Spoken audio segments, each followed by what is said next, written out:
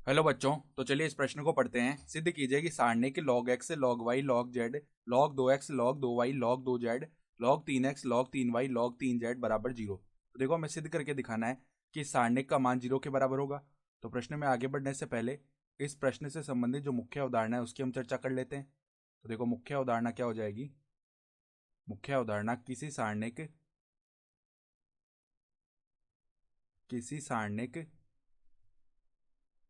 के दो स्तंभ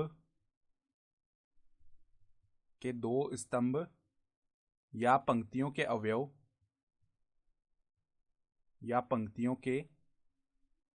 अवयव समान होने पर सारणिक का मान शून्य हो जाता है। सारणिक का मान शून्य हो जाता है। ठीक है। तो इस सारणिक का एक गुणधर्म होता है कि या तो दो पंक्ति समान हो या दो स्तंभ समान हो, तो उस सारणिक का मान शून्य हो जाएगा। तो अब देखो, जो बायां पक्ष है उसको हम लेते हैं और सरल करते हैं। तो बायां पक्ष बराबर में देखो क्या लिखा हुआ है हमारे पास, सारणिक log x log y log z, फिर देखो log 2x log 2y log 2z, फिर देखो log 3x log 3y log 3z। ठीक है। तो अब देखो, log का हमें गुणधर्म जानते हैं लघु गणक का, कि जब भी ऐसा लिखा होता है log ए बी तो उसको हम log a प्लस में log भी लिख सकते हैं। तो उसी प्रकार देखो, यहाँ पर सबसे पहले क्या आ गया, ये आ गया log x। ठीक है। फिर ये आ गया log y और ये आ गया log z। अब देखो, यहाँ पर लिखा हुआ है log 2x, तो इसको हम देखो log ए बी को अगर log a प्लस log भी लिखते हैं तो log 2x को क्या लिख सकते हैं, log 2 प्लस में log x। ठीक है। उसी प्रकार log 2y को क्या लिख सकते हैं, log 2 प्लस में log y। ठीक है। फिर log 2z को क्या लिख सकते हैं, log 2 प्लस में log z। ठीक है। इसी प्रकार log 3x को हम क्या लिख सकते हैं, log 3 प्लस में log x। ठीक है। फिर देखो, यहाँ पर ये जो log 3y है इसको हम क्या लिख सकते हैं, log 3 प्लस में log y। ठीक है। फिर log 3z को हम क्या लिख सकते हैं, log 3 प्लस में log z। तो इस प्रकार लिख लिया हमने। ठीक है। तो अब देखो, अब यहाँ पर हम क्या करते हैं, अब यहाँ पर हम एक संक्रिया लगा देते हैं। क्या संक्रिया लगा रहे हैं, देखो संक्रिया, यहाँ पर हम ये संक्रिया लगा रहे हैं कि जो हमारे पास में दूसरी पंक्ति है उसको हम देखो किस प्रकार बदल रहे हैं।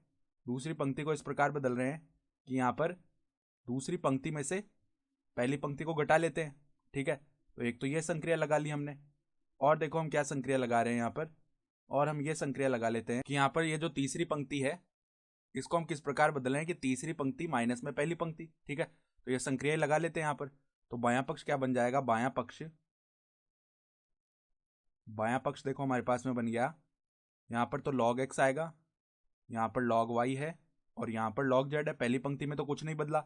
अब देखो, दूसरी पंक्ति माइनस पहली पंक्ति करेंगे तो यहाँ पर log 2, यहाँ पर आ जाएगा log 2, फिर यहाँ पर भी देखो log 2 आ जाएगा, क्योंकि क्या लिखा हुआ है देखो, log 2 प्लस में log x लिखा हो, इसमें से log x घटेगा 0 हो जाएगा। उसी प्रकार log 2 प्लस log y लिखा हो, उसमें से log y घटेगा। ठीक है। तो log 2 रह गया। उसी प्रकार यहाँ पर भी केवल log 2 ही बच जाएगा। ठीक है। तो log 2 बच गया। फिर तीसरी पंक्ति में हम क्या संक्रिया लगा रहे हैं कि तीसरी पंक्ति माइनस में पहली पंक्ति, तो यहाँ पर log 3 के पद बच जाएंगे, केवल log 3 और log 3। ठीक है। तो ये पद बन गए हमारे पास में। तो अब देखो, अब यहाँ पर हम क्या देख पा रहे हैं, तो अब देखो, जो दूसरी पंक्ति है उसमें से हम log 2 को उभयनिष्ठ निकाल सकते हैं और तीसरी पंक्ति में से log 3 को उभयनिष्ठ निकाल सकते हैं। तो log 2 log 3 ये तो उभयनिष्ठ आ गए। तो अंदर सारणिक में क्या बचेगा, log x log y log z, फिर यहाँ पर एक एक एक बन जाएगा और यहाँ पर भी एक एक एक बन गया। तो अब हम देख सकते हैं दूसरी पंक्ति और तीसरी पंक्ति के समान है एकदम। ठीक है। तो हमने क्या लिखा था कि किसी भी सारणिक के दो स्तंभ या पंक्तियों के अवयव समान होने पर सारणिक का मान शून्य हो जाता है। तो यहाँ पर हम देख सकते हैं दूसरी पंक्ति और तीसरी पंक्ति जो है वो समान है, अर्थात इस सारणिक का मान 0 हो जाएगा। और 0 से जब log 2 गुणा log 3 गुणा होगा तो 0 ही आने वाला मान, और ये किसके बराबर है, दाएं पक्ष के भी बराबर है। ठीक है।